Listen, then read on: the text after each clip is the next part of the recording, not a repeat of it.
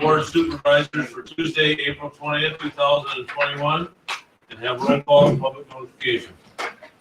Eric Panier. He's there. He's there. He's there. Yeah. Okay, Louis Oki, Here. Russ Rinzig, Here. Todd Gerlin, Here. Jerry McRoberts, Here. Barb Thompson, Present. Bud Hanson, Here. Stacy Wenzel, Here. Dana Heller, Here. Bob Anderson, Here. Sam Buchanan, Here.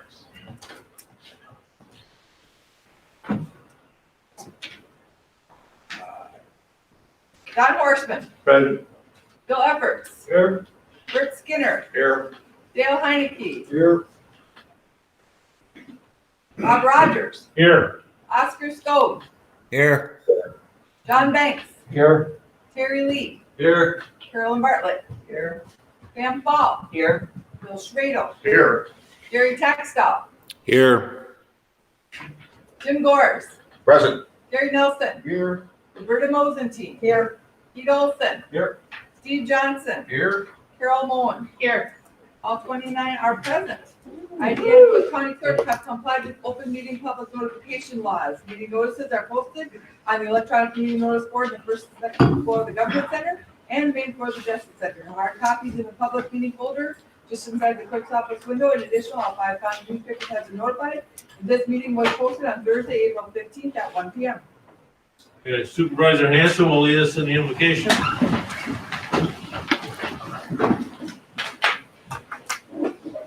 Good morning, Lord. However, each of us understands you. Thank you for this day and thank you for life. Guide us to do our absolute best for the citizens of our county. Please be with our Minnesota friends as they weather the storms of the events in the Twin Cities. Be with and protect all peace officers as they protect us. Be with all the construction workers as they safely build our new highway complex. And Lord, a special thank you for the abilities, talents, and attitudes you have given to our Health and Human Services personnel. They have been and are still doing a fantastic job helping all to beat COVID. Thank you, Lord, for all your blessings. Hopefully, we all appreciate your generosity. Amen. Amen. I pledge Allegiance to the flag of the United States of America and to the republic for which it stands, one nation, under God, indivisible, with liberty and justice for all. Thanks, bud. Okay, item number 3, special matters and announcements. Jeff has a few items.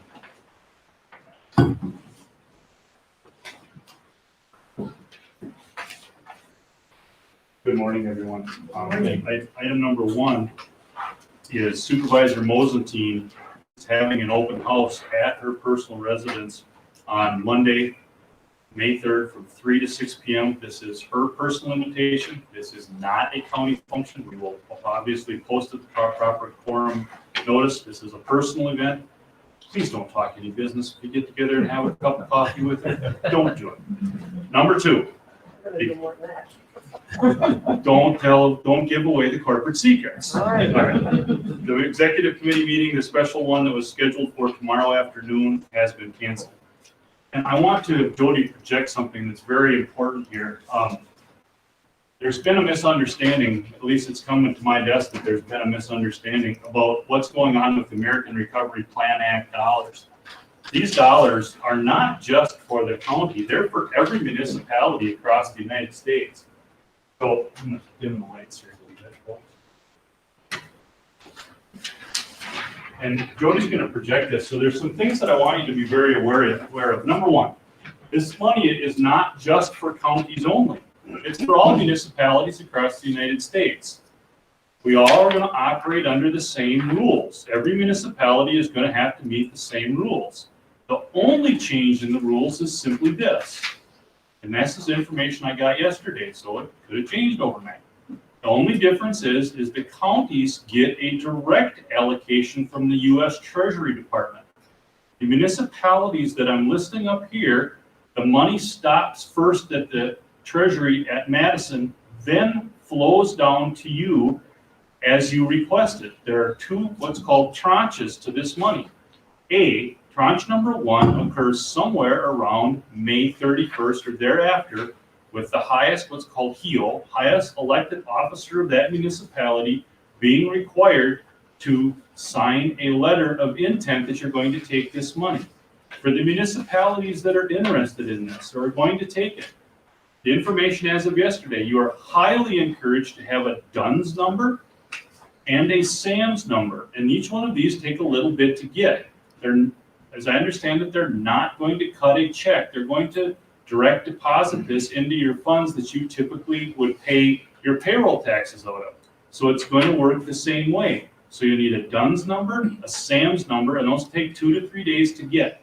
So, if you're gonna project this, Jody, what your allocation is based on is it's based on a fixed number of $1 million, and then when you take the 0.8, what I've calculated for every municipality, and this is as of information that I received on March 8th of this year, that is what each municipality is gonna receive. And I put this spreadsheet on every supervisor's desk, and there's extra copies if you'd like it.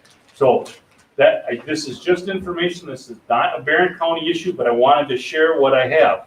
So really, that's it. Thank you, Louis. That's what I had for the board members, and so people, we could vocalize. And yes, anybody calls me, I will give you, I am emailing clerks information every day and on how to do this. Jim. Does that money have to be allocated for anything specific? Yes, there's gonna be 3 or 4 specific rules that you have to spend that on between now and December 31st of 2024. Water, sewer, broadband, and paying employees that were in public, like public health employees, they can get a small stipend increase. I don't know if a township would qualify for that, but those are the water, sewer, broadband, things like that. This is not the infrastructure dollars. That's a whole another piece of legislation. This is money directed at the municipalities to backfill lost revenue that a municipality might have incurred as a result of the COVID-19. Let me give you an example. Some of the municipalities on the west that were cutting timber prior to this are going to say, well, look, our timber assessment that we get from the timber mills for timber that's cut off or township-owned property, we didn't get any money in 2020 because they weren't cutting any timber. So they're going to backfill some of that revenue. So that's the fourth spot that can be spent. That's exactly. Yes. Okay, so the numbers you've got listed, or Yeah. the dollar amounts, is what that municipality has eligible. What if they don't use it? Where does it go? As far as I know, Pam, it goes back to some big clearinghouse. Okay. And I can tell you that every webinar that I've been on, I hate to say this, I hate to say this, but I have to. I'm commensurate that I do it. You don't spend it, I can guarantee you, some of the webinars I've been on, there are big counties in this United States of America, they are waiting for these people not to spend it because they've already got it spent. But you've got to be eligible based on those criteria. You have to spend it on, yes, and if you don't spend in there, then yes, it would go back. It would go back to a clearinghouse. But At the top, it says 1 million, and at the bottom, it says 4. that's the 4.4 million that's going to be distributed. The allocation comes out. So when you're getting, for example, the town of Elmina gets 0.08 of a million, they're going to get 84,715. The million is the fixed number that the federal government put in place, as I understand it, to calculate this. Question. What's the allocation based on? Is that property value or? I have no clue. I've never heard. I don't know. I don't know. I just don't know. Potential voter. I can't believe that. Thank you, Louis. Yeah, Jeff's attended, maybe 3 or 4 webinars At on this. least that. Yeah, and there's a lot of different, Wisconsin County Association, the state, and our attorneys, there's a lot of people, treasurers put something out, NACO, and they're all not the same, and they're all not finalized yet. So I would take it slow, except if you're a municipality, do what Jeff said about those 2 numbers you need to obtain. Supervisor Rogers? Now, Barren County gets an allocation too, doesn't it? It'll be under 15. Yeah, we'll talk about that under 15. Okay. Yep. That's kind of that project list that was in our packet there. Okay, is that it, Jeff? Thank you, yes, that's it. Okay, item number 4, approve the agenda. Motion by Supervisor Hanson, seconded by Supervisor Thompson. Is there any concerns with the agenda? Not all those in favor of approving it as listed, indicate by saying aye. Aye. Opposed by the same sign? Yeah, motion's carried. Item number 5, approve the minutes of the March 15th, 2021 meeting. Motion by Supervisor Renzig, second by Supervisor Heineke. Anybody got any concerns with any of the minutes? Not, all those in favor of passing those minutes, indicate by saying aye. Aye. Opposed by the same sign? Motion's carried. Public comment, we have one, Terry Goodrich. Terry, would you come up to the mic and state your name and address, and you have 3 minutes to tell us what your concerns are. Well, I'm not a public speaker, you'll find out right away. But anyway, this is something I just became aware of myself, and I was told about, and I'd like to come here and see what you have of knowledge of it,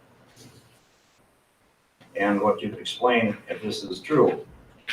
Anyway, would you please explain what reciprocity is and what it has to do with firearms? And why Barren County does not have it? And what has to be done to get it in Barren County, like the other counties around us have it, and we don't? I'm open to somebody to, that's all I have to say, and that's what I want to know. I think for the way things are going in this country now, it's best to have everything we can. This has to do with firearms, and it's kind of a grandfathered in thing. If you have the firearms before, it's done. Anyway, I'm not exactly sure how this goes, because like I said, I'm just become aware of it, and I would like to get that in Barren County. If there are other counties around us have it, why don't we?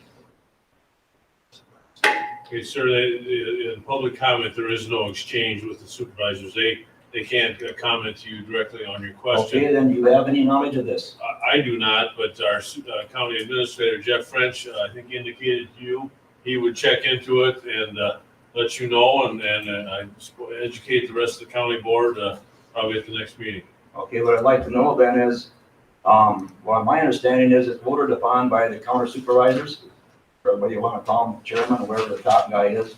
Well, I'm the chairman, this is the county supervisors, Okay. and I don't know anything about it. I have the wrong terminology, like I said, I'm not a politician. But anyhow, my understanding is it's how you guys voted in. It's, and my understanding is that that's how it's gonna get in. And I'd like to see it in because for our rights.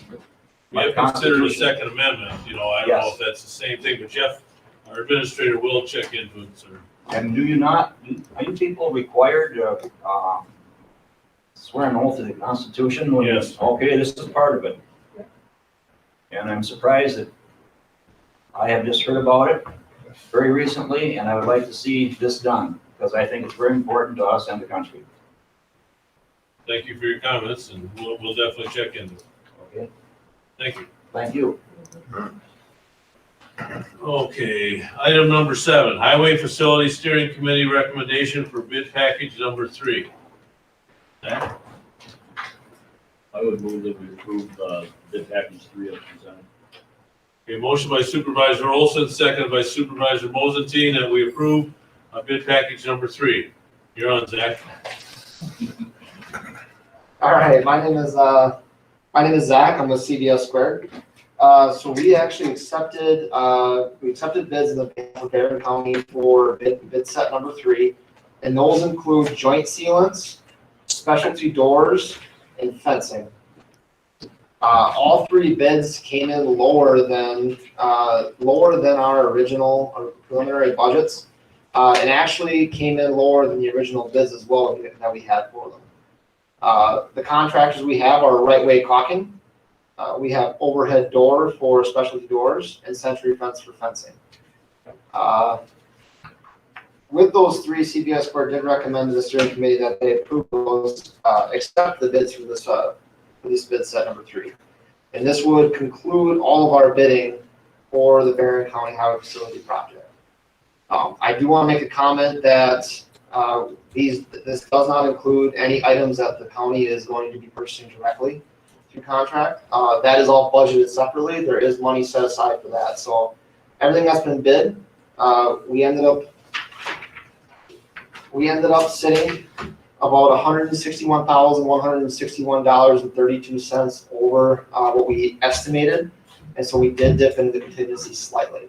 But again, I just want to make a comment that all of the vehicle lifts, anything that's being purchased directly by the county is being taken care of in a separate budget and is not included in this number. Jack, you know, the county budget, how we doing? Are we over, under with that, or we don't know at this point in time? Are you for the County direct purchase purchase? items. We should be good so far. I don't have any hard numbers yet, but as far as we can tell, we should be fine. We shouldn't be going over budget with that at all, so.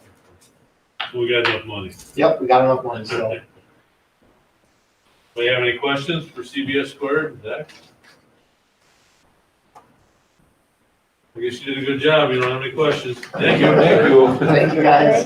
Okay, now we got, we had a motion and a second to approve that bid package number 3.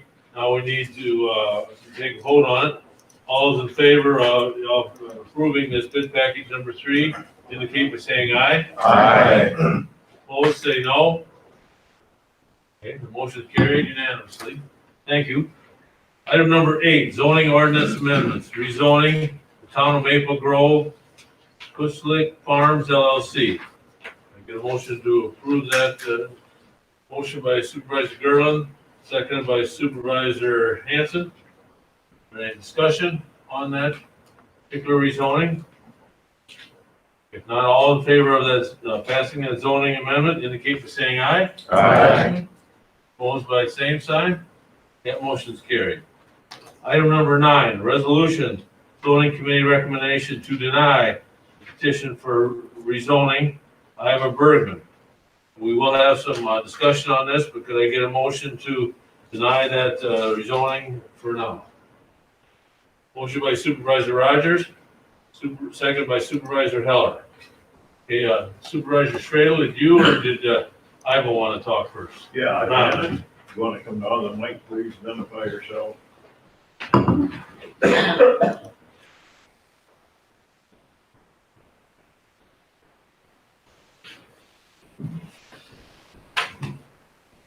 Good morning. Morning. My name is Ivana Bergman. I'm a resident of the Township of Turtle Lake and have been for 40 years. I own about 400 acres of farmland, wetland, woodland, and farmland property around my home. I'm here today for you to hear my story and understand why I would like you to reconsider the zoning request of 5 acres or less of my property from Ag 1 to Ag 2.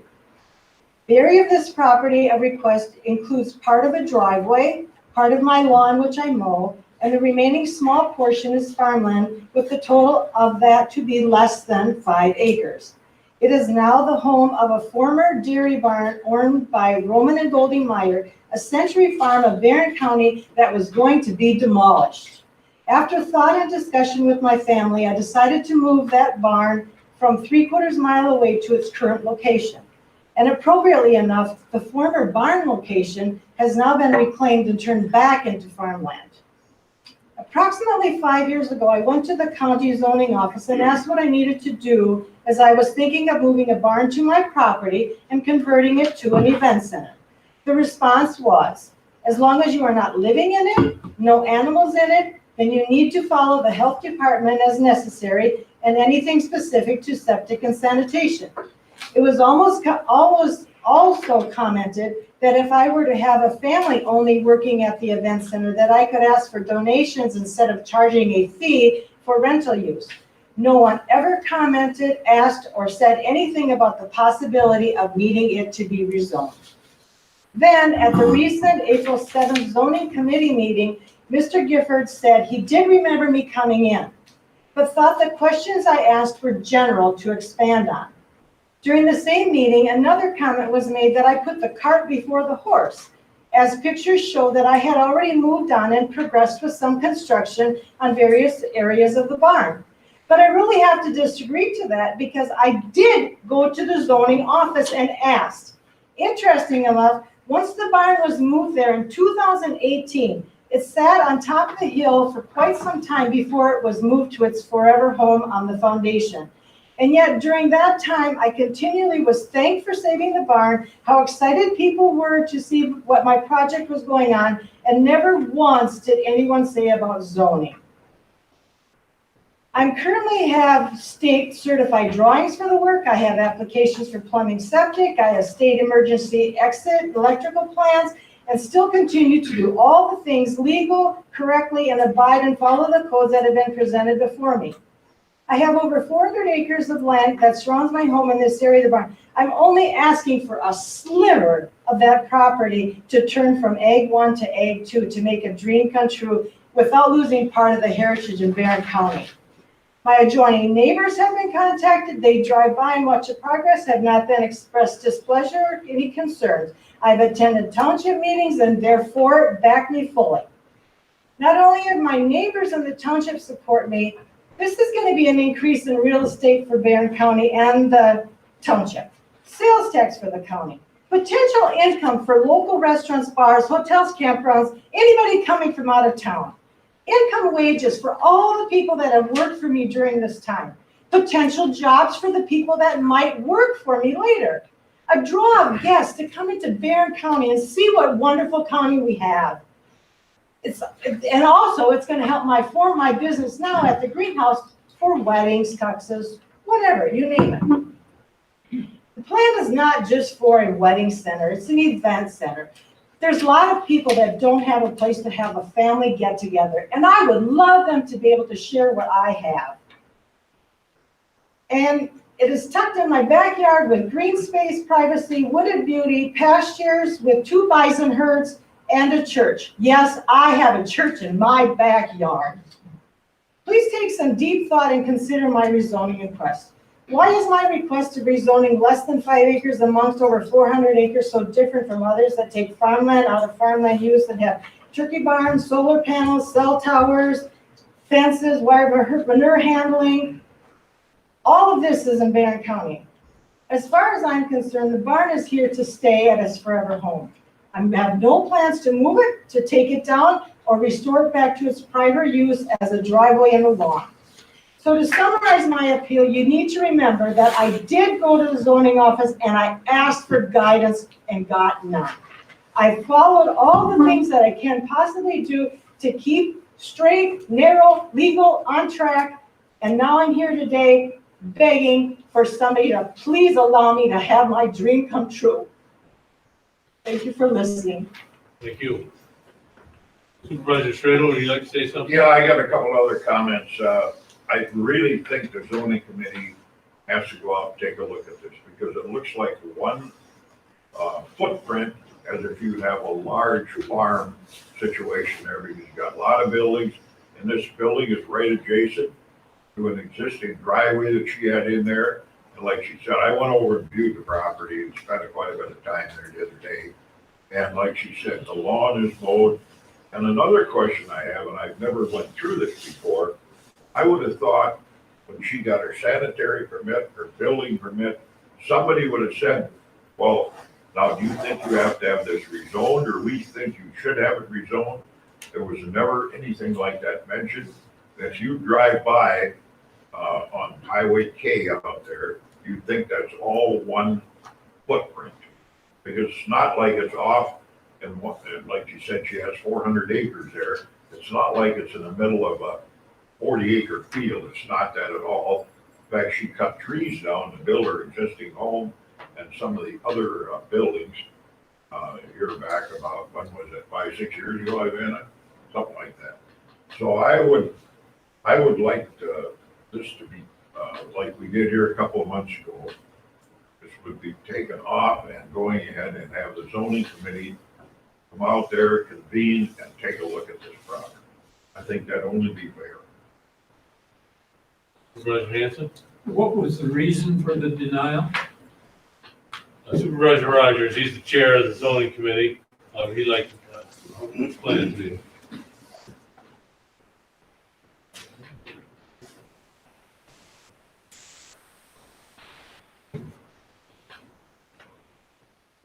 Bonnie, you can back to your seat. Thank you very much.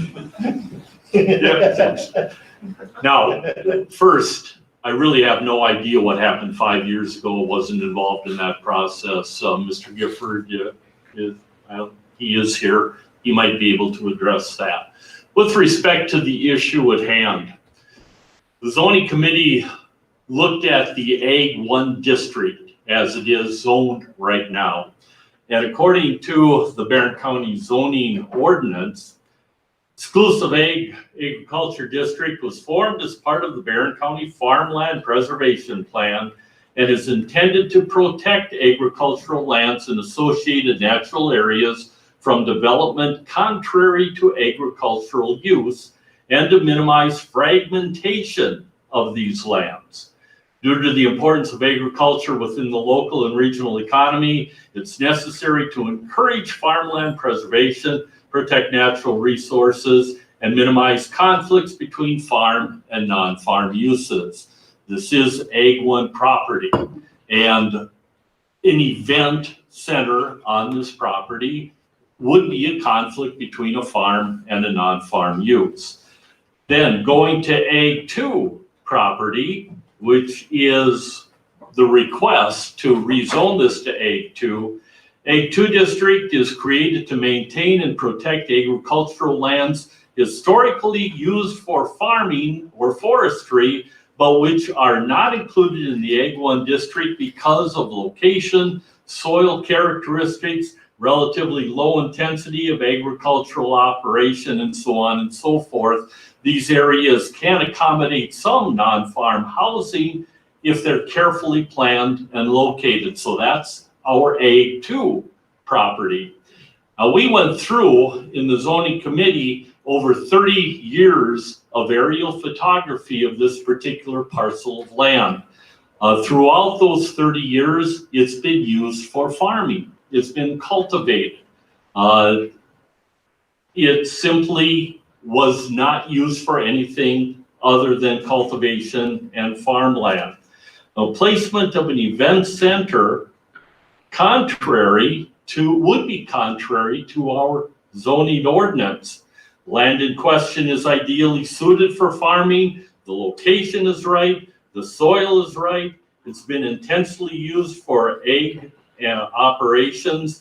To allow the land to be rezoned from Ag 1 to Ag 2 would have been a violation of the Barren County land use ordinance. And if we specifically look at what is appropriate for rezoning of Ag 1 property, this is in the Barren County land use ordinance as well. A petition for rezoning of an area zoned for exclusive ag use, that's Ag 1, may be approved only if it is determined that the land is better suited for a use not allowed in the farmland preservation zoning district, that's 1. 2, the rezoning is consistent with any applicable comprehensive plan, that's 2. 3, the rezoning is substantially consistent with the county certified farmland preservation plan. And 4, the rezoning will not substantially impair or limit current or future agricultural use of surrounding parcels of land that are zoned for or legally restricted to agricultural use. To rezone for the purpose of placement of an event center is essentially contrary to each one of the 4 standards we've got for rezoning an Ag 1 district. There really was no choice but to deny this request. To do so otherwise would have been contrary to our Barren County land use ordinance and the preservation of Ag 1 land. Supervisor Rogers or Mr. Gifford, is there, if we would vote on this and deny it as the motion is stated, is there an appeal process? Mr. Minch might be able to address this as well, but I think the options are, if it were to be denied, it would go back to the zoning, or if the vote was adverse to what the zoning committee recommended, it would go back to the zoning committee, and we would have to come back at the next meeting to the county board with a different resolution to the issue. John? What did the town board say? The town board, I believe, was unanimously in favor of this. I don't know that the town board had the Barren County zoning ordinance in front of it either. What the the process is that if right now the resolution on the floor is to approve the denial. So if you do that, it denies the rezoning. If you don't approve that resolution, so you say we're not going to deny it, you essentially send it back to the zoning committee, and they're directed to draft an ordinance approving the rezoning, which would come back to you at a future meeting, and then you would vote on it again, whether you want to approve the rezoning or deny the rezoning. And so then if it's ultimately denied, whether it's denied today or denied in the future, certainly somebody has a right to appeal that to circuit court. It's not quite the same as appealing a Board of Adjustment action because you're a legislative body, so that action is a little bit more of an uphill battle to get a circuit court to overturn your action unless they found that you were acting in an arbitrary manner. So yes, are there appeal rights? Yes. Are they good ones? Probably not. So your choices are either to deny it today, which would be approving this resolution, or to refuse to deny it, in which case you're going to send it back to the zoning committee, and then it's going to come back to you again in the future as an ordinance to approve, and then you can weigh in on that one, whether you want to approve it or deny it at that time. Gary's got a question. Yeah, Bob, you said that she could request a variance on that for zoning, like a setback or anything like that? Oh, Gary. Hi, Gary. I was trying to figure out where you were coming from. On this one, no, a variance isn't something that, variances are granted essentially by the Board of Adjustment. This one is not before the Board of Adjustment. The zoning committee either approves the request for an amendment to the zoning or it denies it. If it were to be rezoned Ag 2, if we were required to do so, then I believe it would go before the Board of Adjustment at that point, and the Board of Adjustment could implement whatever standards, whatever rules, whatever restrictions the Board of Adjustment would think was appropriate. Am I correct on that, John? Supervisor Gore? This is not the only event center that we have in Barren County. I mean, if we sit there and we go before on the north side of Barren here, we're going there. I'm not going to name the place, but it was a former farm. The silo is still standing there, and they sat there and they tore down the barn and they built a beautiful event center that is functioning quite well. Brings in a lot of money and stuff like that to the county. I guess I'd like to know why this is kind of getting to be kind of a little bit of a double standard. So my next question is are they sit there? Are they are requesting the right kind of rezoning? Should it be rezoned to like commercial instead of Ag 2? Well, I think commercial or business rezoning, it would be if not a permitted use, certainly a conditional use. Under the Ag 2 zoning, if we look at the special exception uses under Ag 2, I mean, we're talking about things like ski hills, private airports, private dumps, salvage yards, kennels, sawmills, sewage disposal lagoons, shooting ranges, automobile repair, welding repair, machine repair, feed and fertilizer sales, a woodworking shop. The one that this would fall under would be other retail or wholesale businesses involving sales of and or services similar to the activities that I just went through and where they are not otherwise provided for in this chapter. Well, of all those things that you named there, I think I can think of this being better than 98% of those things. I mean, as far as a sewage and all, and a dump site. But what do you call them? I guess that my point is what do you call them? I know where it is, and it's a beautiful center. They're very well kept up and stuff like that. And I guess I would like to have it, relooked at, far as, being, maybe apply for the proper rezoning, because I don't think that, I think I agree with you that Ag 2 probably is not the proper rezoning of it, but I think that you should probably be, looked at to be rezoned as commercial or something to that effect. So And, one, and I would also encourage that the zoning board or the, board of adjustments or whatever would visit the site.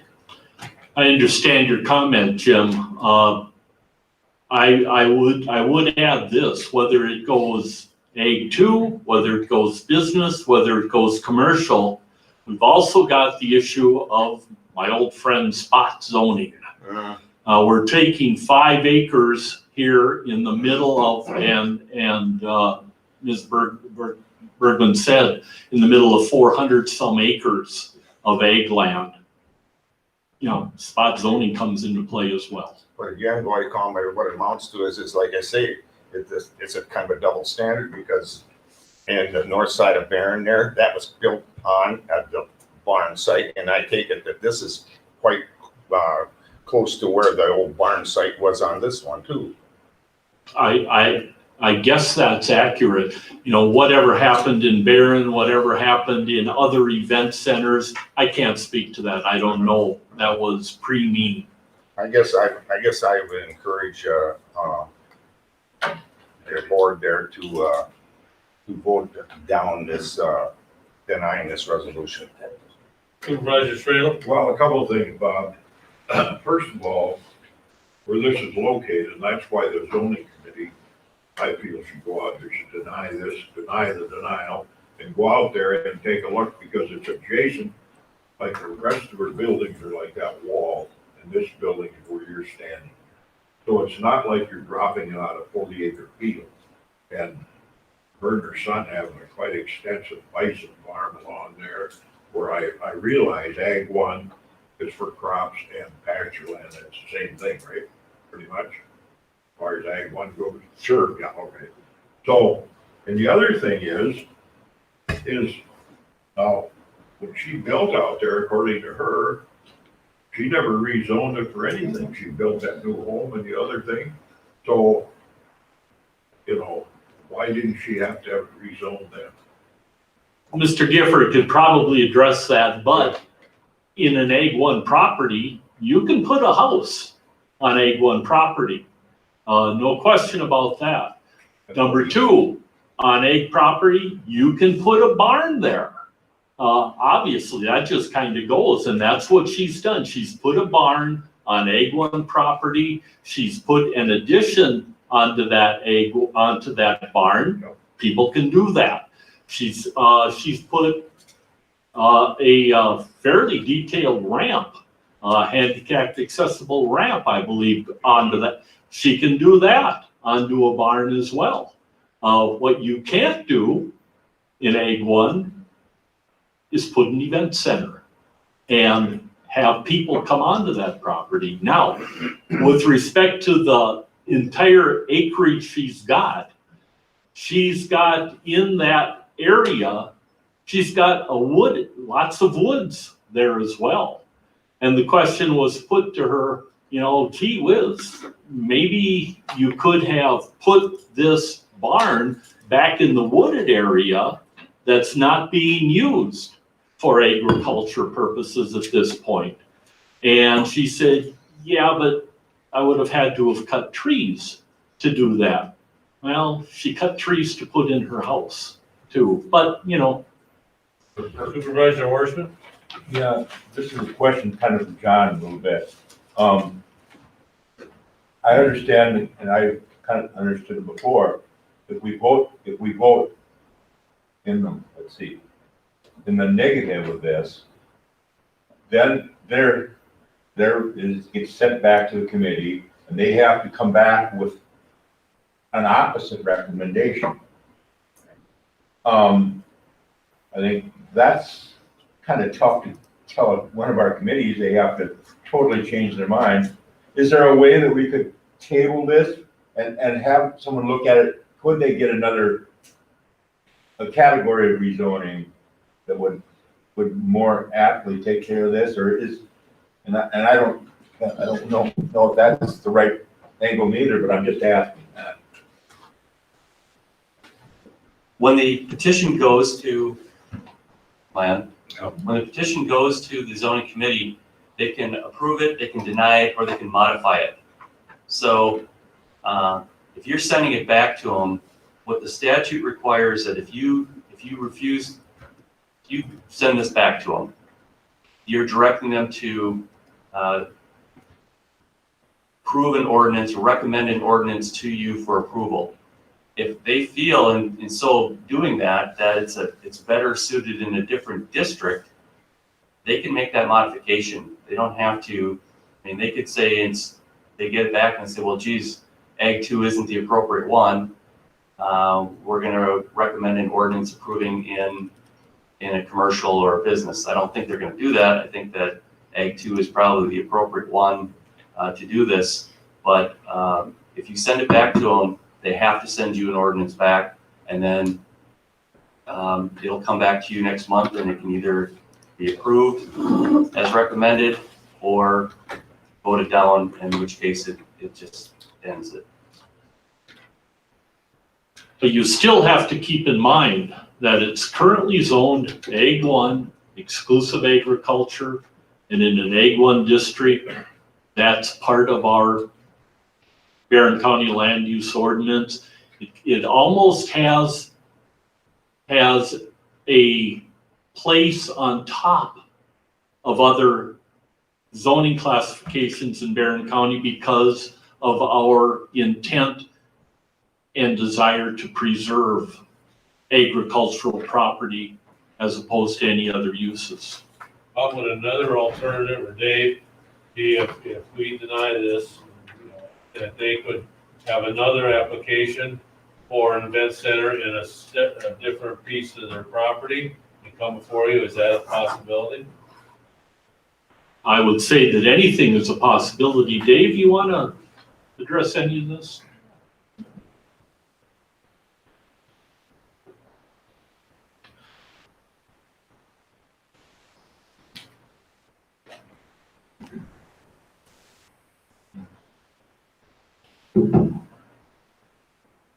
Morning. I guess to start out with, there was in fact a public hearing on April 7th of this year at 1:50 p.m. And at that time, the committee asked a lot of questions, had a lot of discussion, and came up with this recommendation. What Mr. Rogers has read of the ordinance, as far as those standards that apply when you rezone property out of the exclusive ag. Doesn't matter what district you're going to, those are the standards that must be adhered to. Those standards are part of the Barren County Land Use Ordinance, and the Barren County Land Use Ordinance is in fact a reflection of state statute. The standards that are in the ordinance, the 4 standards that were read, are in fact 4 standards established by the state of Wisconsin through the Farmland Preservation Program. The Farmland Preservation Program is a program Barren County got involved in about 1979. And in about 2009, the state was considering, do we end the Farmland Preservation Program, or do we bring it back with stronger standards to protect the agricultural area? The exclusive agricultural district, the Ag 1 district, is the district that's required to participate in the Farmland Preservation Program. So as far as the standards, that's where those come from. The participation in the Farmland Preservation Program was initiated by this board back in 1978-79. The ordinance and the Farmland Preservation Plan was readopted in about 2015 by this board. Regarding some of the comments that were made, yes, there was conversations with the committee, the zoning office some 5 years ago. And the questions, okay, exactly what they were, but can I bring a barn and locate a barn on my property? Certainly. It's an agricultural activity. Was there a land use permit issued? No, there was no land use permit issued. Was there a state sanitary permit issued? No, because it wasn't going to be used for human habitation. So the discussion as far as, do we bring it back as a different district? It still comes down to the same standards. Barren County is involved in the farmer preservation program. And the standards are very straightforward. They're right out of the state statute. So the committee, yes, they can go and look at the property. We could potentially change the district that is being requested for consideration to operate this business. But at the end of the day, it's the same question. The same standards have to be met as far as rezoning property out of the exclusive agricultural district. So if she cuts 5 acres of trees, will let it happen? It's a different application, I would guess. It's your entire property is agricultural 1, exclusive agricultural. Forestry is an agricultural crop. Raising cattle, raising bison, milking cows. So the fact that just to relocate it and cut trees down is not necessarily a solution, because we're still have to rezone property in the wooded area. And the wooded area is still agricultural land. It's still agricultural product. As far as the location of the home, that was done in total compliance with the ordinance. There was also an accessory structure, a shed located on the property. Prior to this application, prior to her request, the property is in compliance with the ordinance. Got a home, sanitary permit, accessory structures. It was developed in accordance with the ordinance. The question today is, do we rezone 5 acres from the exclusive agricultural 2 to allow an event center? You were at your helm there right now when 2 of these event centers came about. One of them is in the town of Turtle Lake, right there down there by the river, and another one is out here in the town of Barren.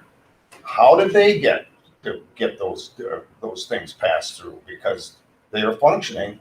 Well, one of them there right now, I don't know if it's functioning, but that one in the north of town here is. How did they get to get those things? Because that would had to be, they were all dairy farms. So what do you call them? They had to be Ag 1. So my point is what do you call them? How did they get to be get those event centers? And now all of a sudden this one can't. I'm all for Ag 1 stuff like that. However, for the simple reason there that this farmstead is never ever going to be a dairy farm again. They have their bison herds out there, probably even pastured almost right up to the event center. So what I call, why would this be different than these other 2? That's my big question, is because these other 2 got it done, and it's just in the last 8-10 years. And now all of a sudden this one doesn't. That I don't get. And I have to look back through those files. Because the one in Turtle Lake, I know that there was a large area of recreational residential property associated with that event center. That was a dairy barn because I artificially inseminated cattle in it myself. Not bragging about that, but. Hey, Jim, I understand your point, but that is a different case, that they went with the rules on, at the time, they're going by the rules that are established to the zoning committee at this point in time. Is there any further questions regarding this rezoning? I just can't believe that this went this far into the process. And nobody caught it. I'm very surprised about that. Okay, I think it's time for a roll call vote. And it's gonna be a roll call vote. If you vote yes, you're voting to deny this application. And that's pretty much the end of it, unless like John said, they want to appeal to the circuit court. If you vote no, you are saying, I want this to go back to the zoning committee and have them revisit. Is that correct? Okay, any questions? Not, we'll have a roll call vote. Oki, Yes. Russ Rinzig, Yes. Todd Gerlin, Yes. Jerry McRoberts, Yes. Mark Thompson, Yes. Bud Hanson, No. Stacy Wenzel. No. Dana Heller, No. Bob Anderson, No. Dan Buchanan, No. Don Horstman, Yes. Bill Epperts, No. Bert Skinner, Yes. Dale Heineke, Yes. Bob Rogers, Yes. Oscar Skov, No. John Banks, Yes. Terry Lee, No. Carolyn Bartlett, No. Pam Fall, No. Bill Schradel, No. Gary Taxdaw, No. Jim Gores, Emphatic, no. Gary Nelson, Yes. Roberta Bozentine, No. Pete Olson, Yes. Steve Johnson, Yes. Carol Moen, No. Eric Panier, Said no. I said, No, No. thumbs down. okay, so, according to I have 13 yes and 16 no. Okay, based on that, this rezoning is remanded back to the zoning committee, and the denial of this rezoning is not happening at this point in time. Thank you, everybody. Well, this will be brought back. It'll be brought back to the zoning committee and then eventually back to us. Now, what? There's Bob. All right, Bob, I'm sure you're gonna do it. I'd like your committee to go out there and really take a hard look at it, okay? We'll have, let's have that hearing at the appropriate zoning time, Bill, and people should attend that. Okay, thank you. Okay, item number 10, the resolution authorizing the submittal to the Wisconsin Department of Transportation 2021, 2024 Transportation Alternatives Program, TAP for short, grant application to the State Planning Research Work Program funding. That's the one, I think with it in there, so with Polk County, and so there was a snafu, and we will have a 20% match on it of $11,492. This will require a 2/3 vote. I get a motion to approve this resolution. Motion by Supervisor Buchanan, second by Supervisor Renzi. Okay, is there any discussion on this? Question. Yep. So the $20,000, the share that we're gonna pay, is that a result? 20%, 11,000. Okay. Is that a result of the error that was made that didn't get filed properly, or was that, we would have paid that anyway? So we always had to kick in roughly 12,000. Yeah, it's important, Jeff had in his memo, it was a error by another agency, and they're trying to correct it and get it done this year for us. Any further questions or discussion? Okay, if not, all those in favor? Roll call. Yeah. It's 2/3 vote. What if I say anybody against? No. do roll. Okay, we'll do a roll call. And this one is yes if you want it. Yeah, this is a yes if you want this resolution to pass. Russ Rinzig, Yes. Todd Gerlin, Yes. Jerry McRoberts, Yes. Mark Thompson, Yes. Bud Hanson, Yes. Stacy Wenzel, Dana Heller, Yes. Bob Anderson, Yes. Dan Buchanan, Yeah. Don Horstman, Yes. Bill Epperts, Yes. Bert Skinner, Yes. Dale Heineke, Yes. Bob Rogers, Yes. Oscar Skov, Yes. John Banks, Yes. Terry Lee, Yes. Carolyn Bartlett, Pam Paul, Yes. Bill Stradle, Yes. Gary Taxton, Yes. Jim Gores, Yes. Gary Nelson, Yes. Roberta Mosentine, Yes. Pete Olson, Yes. Steve Johnson, Yes. Carol Moen, Yes. Eric Pandier, Yes. Yes. Louis Oki. Yes. Okay, all 29 in favor.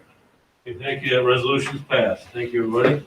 Item number 11, resolution authorizing the use of $250,000 of unassigned fund balance in the highway fund, not the general fund, but the highway fund, for the purpose of developing engineering plans for County Highway P and County Highway H, or County Highway U. Again, we'll need a 2/3 vote. We'll have a resolution. The motion by Supervisor Horstman, seconded by Supervisor Skinner. Is there, do you want to speak to this at all, Mark, or David? What's going on? I forget on Jeff's memo here, but, that's part of what Jeff explained, that our RAPA money, that is resolution has been passed. He'll explain it later on 15F, how it affects Barren County. This is legislation for infrastructure that our President Biden is currently, proposing. And what Mark wants to do, and the Highway Committee and the Steering Committee, is have some shovel-ready projects ready to go. In case that legislation is passed, then we can say, hey, we got some stuff ready to go. We don't need to do a bunch of proposals. Well, we have it done, here it is. Is that right, Mark? Yep, so what Louis is referring to is the AJA, the American Jobs Act. That's a $2.2 trillion proposal that the president has made. About 618 billion of that is what we would call traditional transportation projects, and about 125 billion of that is actually bridges and roads.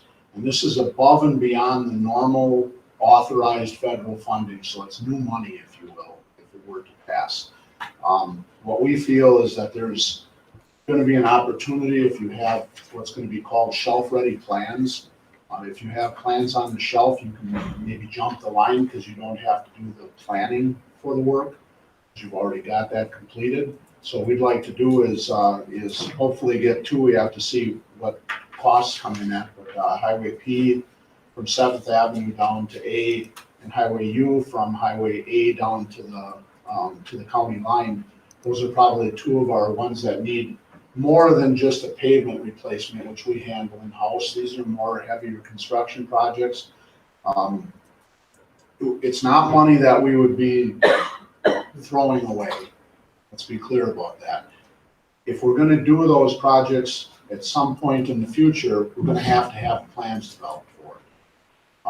Our typical process would be as we go through the DOT's process and do an application for design and construction and all of the constraints that come with that funding.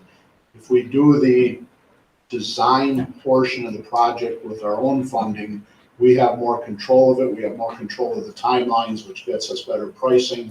It also gives us more input as to what we want out there. And at the end of the day, we would be generating sets of plans that would be biddable through the DOT system. So our goal would be to take those, and then if we don't get any of the AGA funding, we'd still be able to take those plans and roll those into the STP, the Surface Transportation Program, our normal funding, which DOT is actually talking about and doing some increases. I had a conference call earlier this morning about that.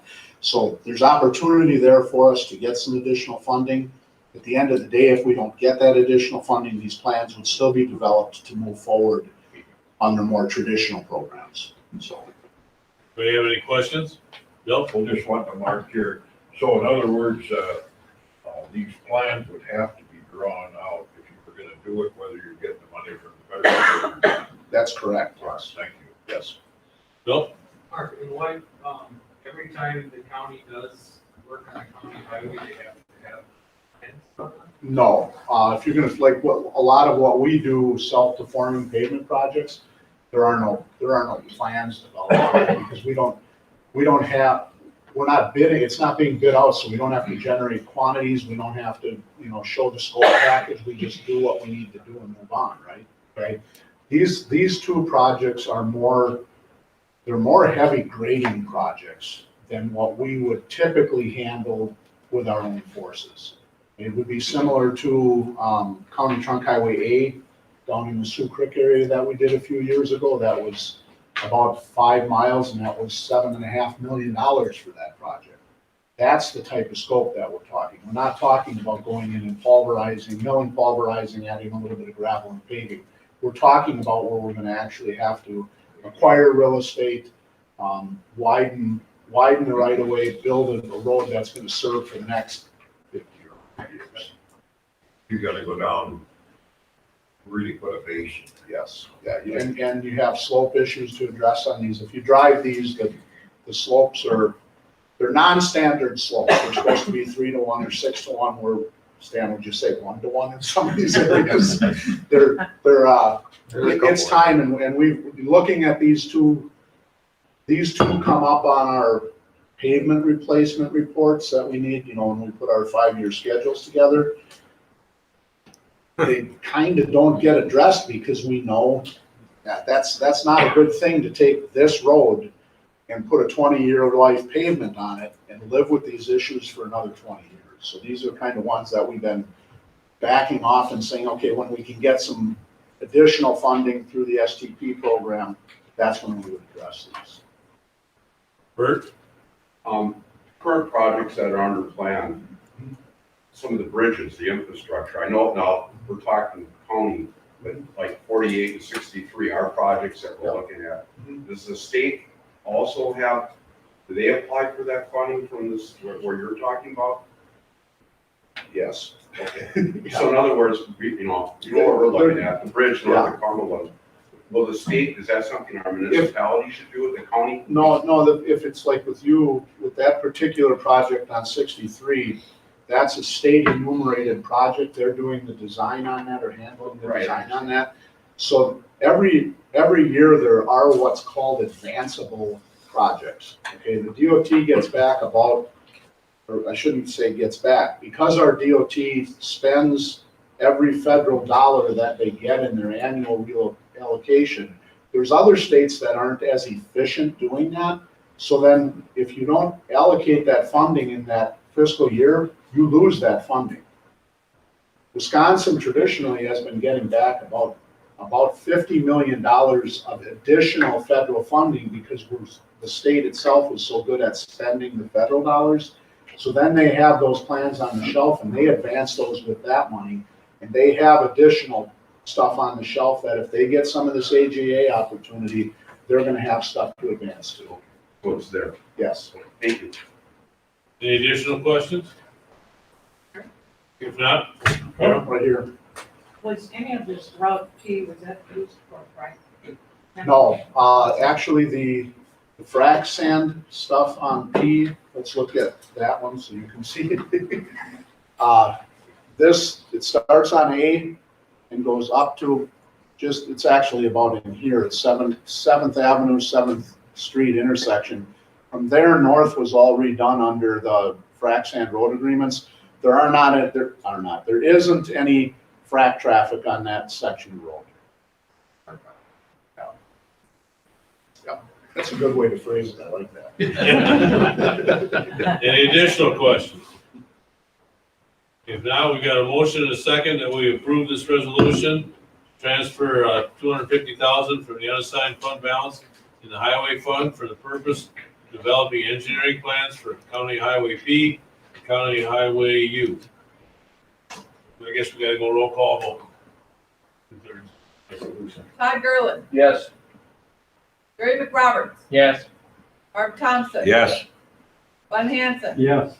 Stacy Wenzel. Yes. Dana Heller. Yes. Bob Anderson. Yes. Dave Buchanan. Yes. Don Horstman. Yes. Bill Efforts. Yes. Bert Skinner. Yes. Dale Heineke. Yes. Bob Rogers. Yes. Oscar Scope. Yes. John Banks. Yes. Terry Lee. Yes. Carolyn Bartlett. Yes. Pam Paul. Yes. Bill Stradle. Yes. Gary Taxton. Thumbs up. Jim Gores. Thumbs up. Gary Nelson. Yes. Roberta Mosentein. Yes. Pete Olson. Yes. Steve Johnson. Yes. Carol Moen. Yes. Eric Tanya. Thumbs up. Thumbs up. Louis Oki, Yes. Russ Reddick, Yes. Cal 29 voting yes. Yes, that resolution is carried. Thank you. Item number 12, an ordinance, we're going to designate additional portions of county highways as ATV routes. The Barren County ordinance is listed in your packet. Could I get a motion to approve that ordinance? Motion by Supervisor Strado, second by Supervisor Anderson. Do we have any questions or concerns on that? Jeff Wolf and Mark Serby are here if we do. If not, these guys have done extensive work on it. Gary's got his hand up. Okay, Gary? Yeah, on the highway policy, under other items, if you want to refer to that toward the bottom of the page of the highway policy, highway committee policy, it says that if there's a concern about a trail, that the highway commissioner can temporarily suspend or close the route subject to review and final determination by the Barren County Highway Committee. If the route is to be permanently closed, all signage has to be removed. Now, since the county board has to approve the opening of trails or routes, how come the county doesn't have to approve the closure of routes? And why, I don't like the word permanently closed, because the only thing that's permanent is taxes and death. But why wouldn't the highway committee want the backing of the county board in closing a route? You want to address that, Mark? Or? We're just kind of working off of what we had as a policy. Can you hear me, Gary, or not? Yeah, I can hear you. Yeah. So what we're working off is what we had, the language that we had as a policy, and also the fail safe. No good government invents anything. We copy from each other. So I went and looked at ordinances and resolutions from half a dozen different counties. None of them had that language in there. I'm not saying that we shouldn't. I'm just saying that's the reason that language is the way it is. What we're looking at in these types of situations, I believe, would be, if there's a change of use of that highway, for an example, let's say there's a 2-mile stretch in the middle of B or a mile stretch in the middle of B, which there is on this, and the use of Highway B drastically changes. Let's say there's a new industry that all of a sudden there's 1,000 trucks a day. I'm being large with this, but 1,000 trucks a day going through there. That's going to change the use of that road, so therefore it may not be appropriate for an ATV route to be on that road. But simply having a final determination by the Barren County Highway Committee and then the board, that language would be fine. I mean, we'd have to figure out how to put that language in there at this time. Wouldn't you want the county board to back you up on closure? Well, I mean, it's kind of a technicality. We open them, the county board has to approve to open them. They should be approving to close them. One of the things I want to make sure we don't miss is we have to be able to act quickly. If there's something that changes, we have to be able to, that's that temporary. Right. We can't lose that, because there could, if there's a heavy rainstorm and there's a washout and now the traffic changes, we've got to be able to do some temporary stuff on there. I mean, that's got to be. Or if there's a heavy snowstorm, you and I and Jeff decide. Oh, yeah, I'm not talking. I understand what you're saying, Gary. I'm not arguing it. I'm just trying to, yeah. If we would say, subject to final determination of the county highway committee, and then some language added that it would go to the county board for final approval, or? Yeah, that's all I'm saying. It's more of a technicality. Since we approve opening the trails, we could approve the final determination. No, the temporary, I can understand temporary. You need to do that. Gary, it's a good point. I think what we need to do today, though, is just go with this ordinance, and then I think that Mark and the highway committee will take this matter up. A good suggestion, and they can if they want to bring the change in the policy back to us, you can. Is that okay with you? Okay. John, would we have to do the whole, redo the whole resolution at that point, or is it? You would just do an ordinance amending and just add the language. Unless you just want to have somebody add the language right now. I think if we're gonna do that, I'd like to see it, then we don't, because otherwise we're bringing back a new resolution and ordinance to amend it the next month. So, Just amend it now. John, what would you suggest for language there? Yeah, part of the ordinance. Okay, Subject to the review and final determination by the highway committee and county board. Is that county board? And county board. And final determination by the highway committee and the county board, Barren County Board. I'll make that motion. okay. Motion by Supervisor Everett, second by Supervisor Anderson, that we amend the ordinance. Do we have to pass the ordinance? Yes. No, amended. Okay. That's the amendment first. Okay, so we gotta pass the amendment first, that we change that to the county board has that approval. All those in favor indicate by saying aye. Aye. Opposed by the same sign. That motion's carried. Now we already had a motion to approve this ordinance as amended, so, One question. Yep. Have there been any vehicle four-wheeler accidents? In what time frame? Lately. Lately, no. Well, kind of close call at Barren Farm, but I don't think he ended up hitting a car. He drove through someone's yard and almost T-boned his truck in the driveway. We had some ATV crashes, but none of them involving traffic. That's good. Supervisor Rogers? Well, they're opening up in front of my house now, so look for some traffic accidents now. Is that your wife, you mean, or? No, that'd be me. Okay, we've got an ordinance as amended. Any further discussion? Not, all is in favor of passing that ordinance as amended, indicate by saying aye. Aye. Opposed by saying no. It's passed. Okay, item number 13, resolution approving the Barren County Forest Comprehensive Land Use Plan that was in our packet. Motion by Supervisor Renzig, seconded by Supervisor Schradel. Anybody have any questions or concerns on that forest plan? If not, all is in favor of approving the Barren County Forest Comprehensive Land Use Plan, indicate by saying aye. Aye. Opposed, say no. And that resolution is passed. Item number 14, ordinance repealing and recreating 2009, 2010 illegal transport of aquatic plants and invasive animals. I believe that came through the property committee. And that was basically we had, let's see, some issues on, for instance, it was a Bear Lake where Washburn County's ordinance and plan is more restrictive, and they've got a separate landing on Bear Lake.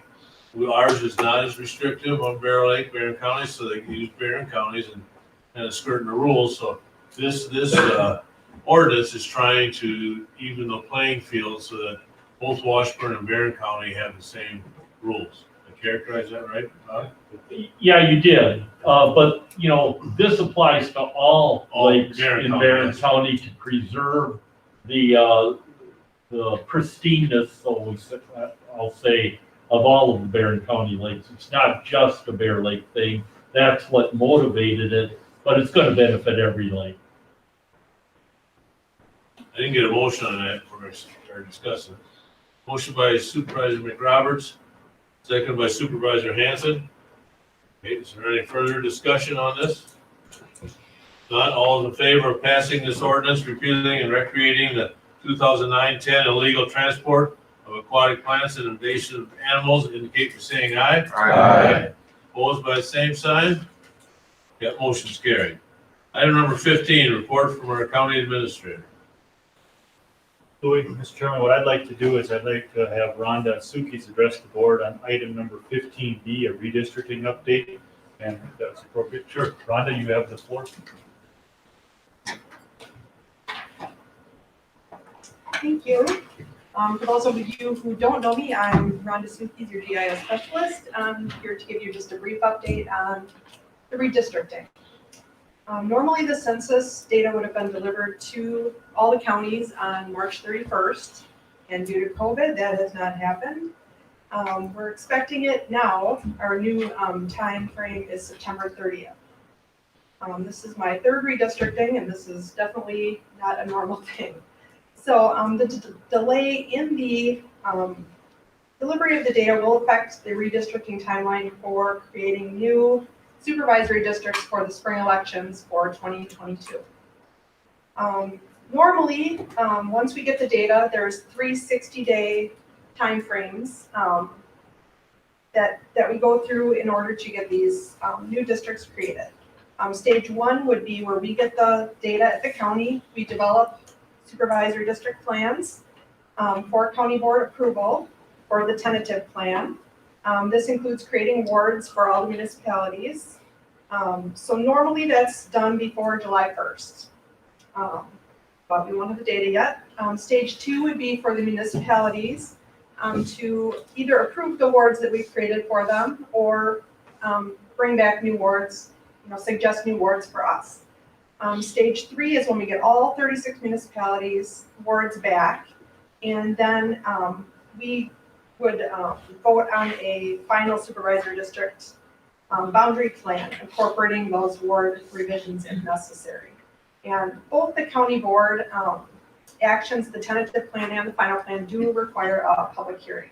So we have those notice timeframes to work with.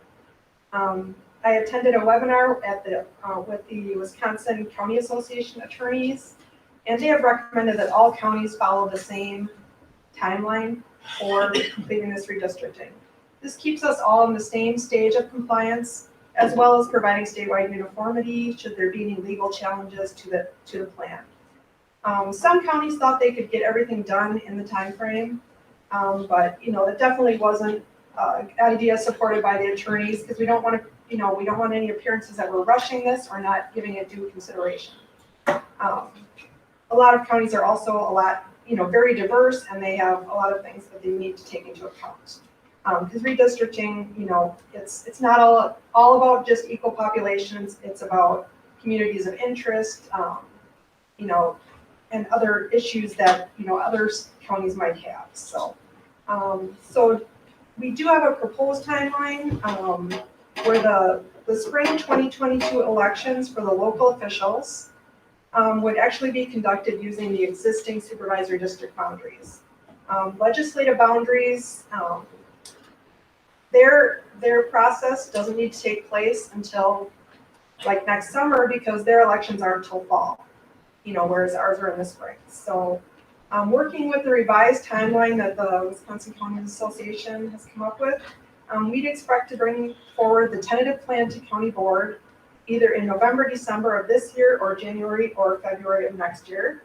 And then we'd have our final plan prior to August 1st, 2022, depending on when we get things back from the municipalities. So the webinar, they also discussed a few other things, such as either trying to make all elections fall elections.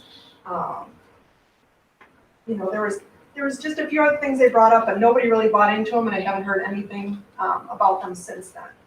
So the only item that I could see at all that had anything to do with the supervisory district or the county board supervisors was a legislative bill, the AB 224, which was introduced in March 31st. And amends a state statute to read that the term of a supervisor is 2 years and until a successor is elected and qualified. So if for any reason we weren't able to hold an election, everybody would just hold their seat until that election could be held. The WCA attorney said this had nothing to do with redistricting, just so happens that it was something that affected supervisors. Well, that was an issue last year with COVID when they were thinking about, postponing. If we postponed our elections, we wouldn't have any supervisors. Exactly, Our it term would ends. all expire, yeah. So that might have been what prompted this. I think it is. Yep. So, Yeah, so we're welcome to provide any feedback to the WCA attorneys. They're sort of just moving forward because they really didn't have any, there's nothing else we really can do. If we don't have the data, we can't very well hold hearings and make changes without any new data. So that's sort of where we're at, and I'll definitely keep. So as of now, anybody that wants to run for the Barren County Board of Supervisors will take out papers in December like we have in the past. Using the existing boundaries, correct? That's the way it could change, but that's the way it is right now. Right, so what'll happen when we get the new data is we'll take our total population divided by 29, and then we have a plus or minus 5% population. So we'll sort of run that against our current boundaries, see how that works out, see if any adjustments are needed, and then bring those tentative plans forward to you guys to take a look at. And hopefully won't affect any, current locations, current supervisors, but, we really won't know until we get that data, so. Did you know that assembly bill about, extending our term until we get another elected, did that pass, or? It was still in the early stages. It was just to the legislators. They said it was like 25% complete at this point when I looked earlier this week, so. Anybody have any questions for Rhonda? Are the districts there, are they kind of set up just strictly through area or through population or both? It's through population, yep. So, we take the total population divided by the number of supervisors you have. So that gives you your magic number. And then they have this pretty slick mapping system that allows us to take census blocks and, try them out in different supervisory districts. Obviously, we try to stick with, municipal boundaries and things to reduce the number of ballot styles that might be necessary. Stick with, trying to keep all of one school district, communities of interest is what, that's sort of called. So, yeah, it's not really area, it's completely population. Because the village of Elmina there, where if you're coming in from the highways there, the village is 677, but if you're coming in from the north side of Highway P, it's 702. So I don't know, it must be more populous on the north side. I'm not sure about that. I haven't looked at those numbers for. You're getting in the weeds, Jim. Yeah, and when the time comes, it's, we want this to be a totally transparent process. So if anybody has any questions, wants to see what the data looks like, it's always available in my office. So. Further questions? Okay, thanks, Rhonda. All right, thank you. All right, so I want to start with item 15A, our National Public Health Week. I want to thank Louis for signing that proclamation, and a great round of applause in the Public Health Week. They have worked day and night to protect people. You may agree or disagree with how this whole situation has worked out in our country, but I can tell you they've been doing what they've been told to do by the state of Wisconsin, and I think they've done a great job.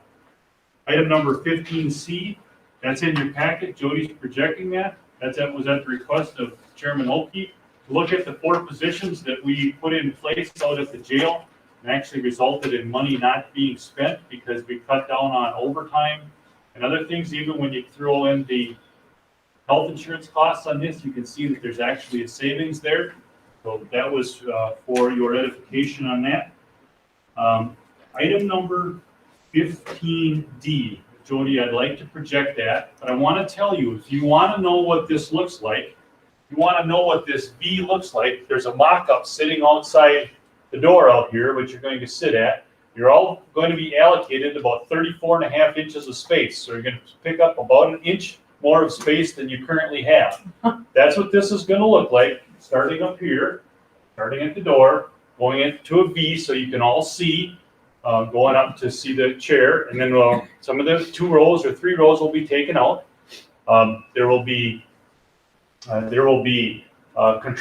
different control panels, one in the bottom corner, one at the top, and one on the side that will control this. So if you want to sit in the mock-up, it's out there. It worked good when the property committee looked at this, so we're going to lower the border that you're looking at. We're going to lower the border about 2 to 3 inches so people can see over it.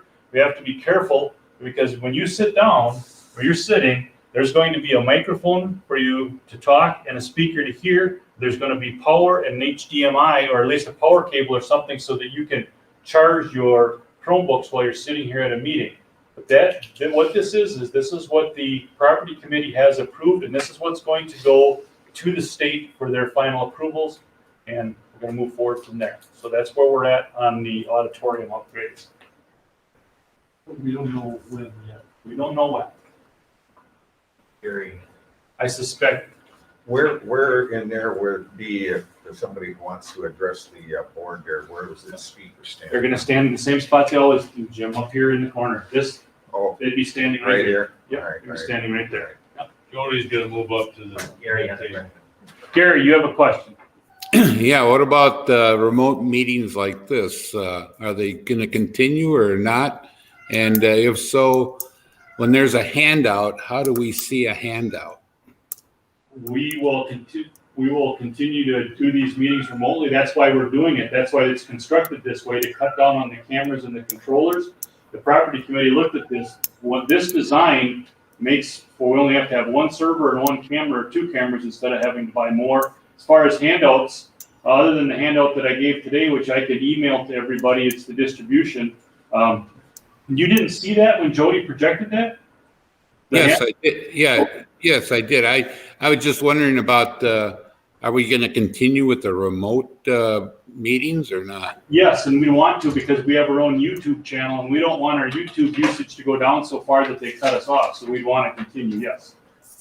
If we're gonna do that, we need to change our rules. So to allow people to attend, yes. Yeah, we'll have to do that. And we'll do that in next spring. That's right, Don. You're right. Every 2 years we'll do that. So just update on the rail lines. That's information. I don't really want to talk about that a lot. That's strictly information, nothing just to do with the county. But I do want to project some of these funding, some of the projects that have been listed out by department heads for this. I don't know if we can make that bigger, but we're putting together a list of possible list of where this, call it stimulus money, can be spent. I will tell you that this bottom line, we're hitting a moving target here. There's no other way to categorize this. It seems like every day you get something new on this, but the money can be used in 4 areas. Number one, we can backfill a revenue source that we lost revenue on as a result of COVID-19. In Barren County, that's really 2 areas. Number one, our forestry revenue. Number 2, our interest income. Other counties are also looking at this. They're looking at it from where, for example, 4-H, kids didn't get together, they didn't pay their fees, they're looking at that.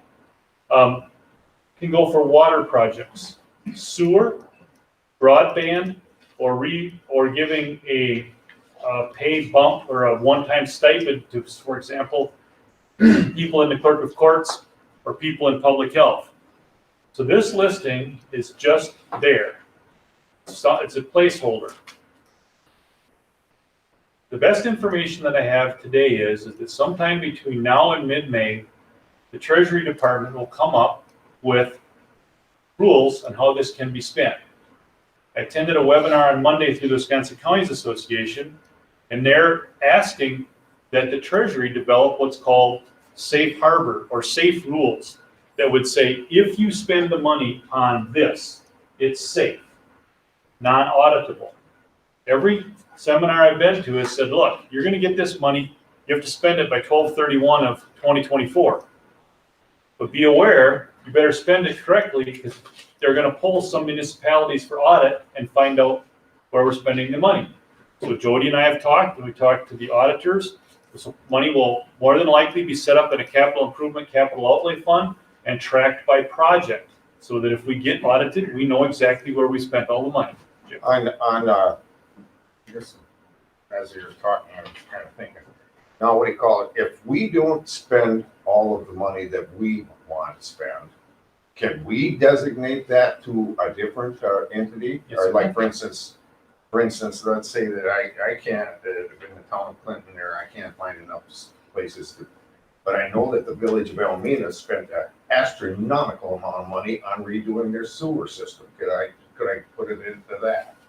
The answer that I have today, Jim, is yes, that you could do that. In fact, Because I'd rather do that than send it back. right, and some people have been talking about, for example, you can always spend it on broadband. There's a real lively discussion going around Wisconsin now about just what you're saying, Jim. If you're a small municipality like a township, could you co-op with the village of Elmina and have, I'm just gonna make up Mosaic, I'm not endorsing them, but say Mosaic, we have X amount of money, village of Elmina has Y amount of money, we would like you to put X number of miles of broadband or high-speed fiber in as much as you can coming out of, yes, you can do that. So the answer is yes, you can co-op with each other to do that. Yep. And that's a good point. Let's talk about that. Right now, as I know it, broadband is really the push. That's where they want the money spent. And Jeff and I have been talking about this, and we'd like to have the departments come up with their projects, and then we being the board will have a chance to weigh in on that. But there's a lot of need for broadband, and it's the hot button issue, and COVID certainly brought it to the forefront. There are people in the rural areas of Barren County that cannot get internet, or they freeze up, or the kids can't do their schoolwork, their supervisors can't participate virtually, so there's a big need for it. And the caveat to that is there's a ton of money being thrown at broadband via the federal government, the state government, and ultimately the private enterprises are the ones that are going to collect some money after you're hooked up with them. Private enterprise does not want to go and come into a city or a village easy enough because everybody's there. But when you're a mile apart down the farm road, they don't want to pay, what is it, $10,000-$15,000 a mile to put infrastructure in, and you can understand why. There's where, excuse me, participations may be developed with private enterprise, state, fed, us, the municipality. That these are all things, conceptual, to be worked out in the future. But those are things we just got to go slow on for now. Okay. It would seem to me, this is kind of for you, Jeff, but at some point in time when you get more knowledge of this, that you would have a meeting so people could, talk about just some of the things we've been talking about. Sure. That you could co-op, if you can't use, a township, is gonna be tough to use that, but if somebody else in the county can, we should talk about that, and I think That's my point, is what you call them. I guess I would encourage every municipality that if you can't use it, to find somebody in another municipality that can, and so that we don't send that money back down to the big. But I mean, crap. I think it would be good to have a meeting sometime. Right, well, and let's talk about that. I've been asked, I told one municipality, they asked about water and they want to put a new water tower up. I said, well, I think absolutely that qualifies under this. And I said, you might want to talk to the townships outside of you to save people fire insurance. As long as you're going to build a new water tower and you have everybody there with the diggers, maybe you ought to extend one 10-inch water main out a half a mile or 3/4 of a mile or a mile out to help provide fire protection. And they said, that's a great idea. Can we spend the money there? I said, yeah, absolutely. We already know the details are, if it's water or sewer, it's a given. Water, sewer, broadband are a go do it. So, I think the municipalities, the cities and municipalities, they think, okay, so if we have people there digging, let's get a fire hydrant out in the rural area, like other places have done, and that should be completely spendable money. Well, can we show Ann Street School? One thing that's in your packet is we are going to be getting back. That's a bad term. They're not going to the Bryce Lake School District on Ann Street School. So we're going to be getting that back. And if it's allowable, I would like to spend some of that money improving Ann Street School. And talking to the property committee, they're going to go out on May 11th and look this over. That's not exactly how it works, but we own Ann Street School, and we own actually to the south side of the road, Ann Street School in Rice Lake. And just in speaking with Stacy Froelich, our Health and Human Services Director, she is very much in favor of us using this. We could use this for a community support program. We could use it for public health. Head Start has already contacted me asking about if we were going to use it. They would like to be a part of that, not using it themselves, but they would be supportive of us using this piece of property. It is absolute prime real estate. It's been voted down twice in my years of being at the county to not sell it. Everybody I've talked to wants us to keep it and use it. So I'm going to work cooperatively with the property committee to see about what we can do to keep this. I've looked at the building, just drove around it. looks in good shape, maybe doors and windows. It does not have air conditioning because the school didn't use it in the summer. We might have to put some air conditioning, we might have to rehab the heating, but it's definitely, as a shell, it's not a bad place to talk about us doing some work on and keeping it. The land goes down to the river. Yes, we own all the way to the river. We own basically from the south side of the street, all the way around, down to the river, over to the railroad track on the west, and up to the house on the east. So it's quite a chunk of property that we own there. And Jeff, I was back there the other day. Excuse me. I was back there the other day and I was surprised to see how large that building is. I was, you know, I had it in my mind from when we used to play ball back there that it was smaller, but it is quite a, how many, do you have any idea how many square feet that is? I do not. Pretty good size anyway. So that's just some of the things that are coming with the American Rescue Plan dollars. Item number 15G, strategic plan, that's, our update is in there. And then do you want to project the departmental overdrafts? We did have a few departments that were overdrafted. None of these require county board action because they're not more than $10,000 any line item. And all of them, actually, when you look at this, all of them are definitely explainable. So let's just, Jody, why don't you just go through those and tell them what they're about. Sure. So UW Eau Claire Barren County, their operational budget, they have $100,000 every year. They were over by $467. DA's office was over by about just under $1,600. That was due to expert witnesses had went over in their budget.